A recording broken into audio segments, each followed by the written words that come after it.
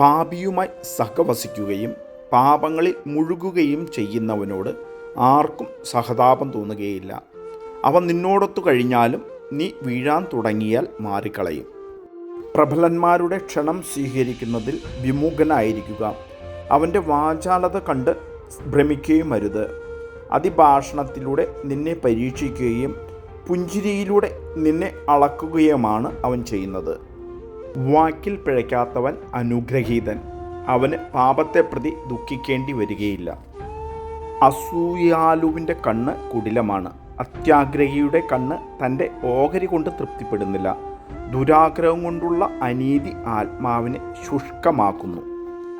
തഴച്ചു വളരുന്ന വൃക്ഷത്തിൽ കൊഴിയുകയും വീണ്ടും തളിർക്കുകയും ചെയ്യുന്ന ഇലകൾ പോലെയാണ് മനുഷ്യൻ്റെ തലമുറകൾ.